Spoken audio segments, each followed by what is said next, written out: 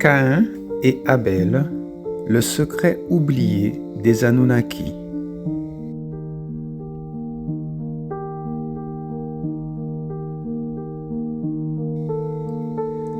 De l'union d'Adapa et de Titi, premiers humains créés par les Anunnaki, naquirent deux fils, Caïn et Abel. Tous deux portaient l'essence d'Enki et de Nimma. Ils incarnent l'espoir d'une humanité capable de se reproduire et de prendre en charge les travaux de la terre. Ninurta, fils d'Enlil, prit l'aîné sous son aile. Tu t'appelleras Caïn, porteur de céréales. Il lui enseigne l'art de la charrue, de l'irrigation et des moissons. Marduk, fils d'Enki, choisit le cadet. Tu t'appelleras Abel, gardien des pâturages.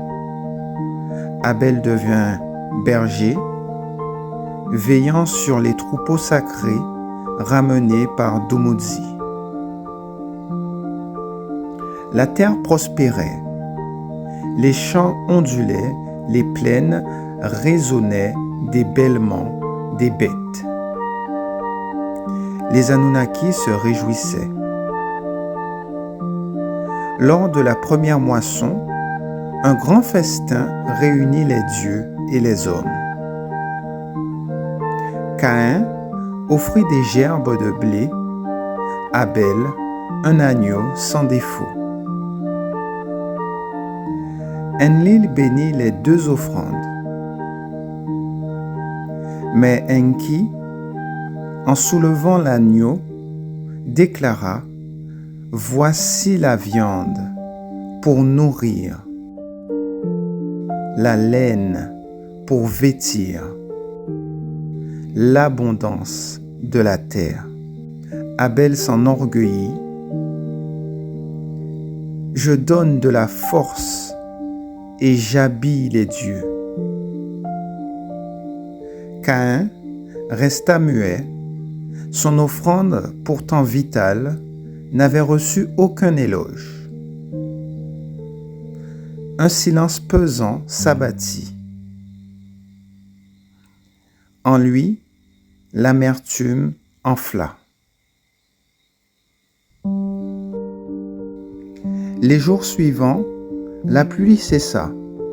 La terre se craqua sous le soleil brûlant.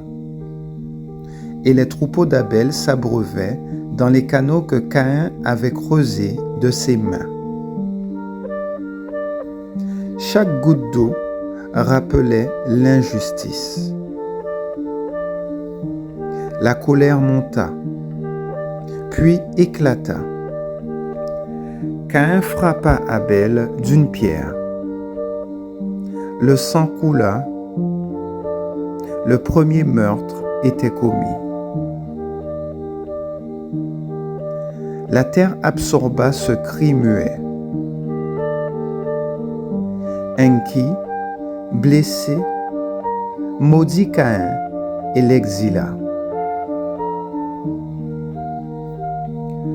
Marduk, furieux, convoqua le conseil des 7 juges. L'élève de Ninurta a tué le mien. Que le sang soit versé. Mais Enki s'interposa. Si Caïn meurt, la lignée d'Adapa s'éteint. Alors Marduk céda. Qu'il vive, mais qu'il soit marqué. Errant, rejeté, il portera à jamais le fardeau de son crime. Caïn partit avec sa femme Hawa vers des terres inconnues.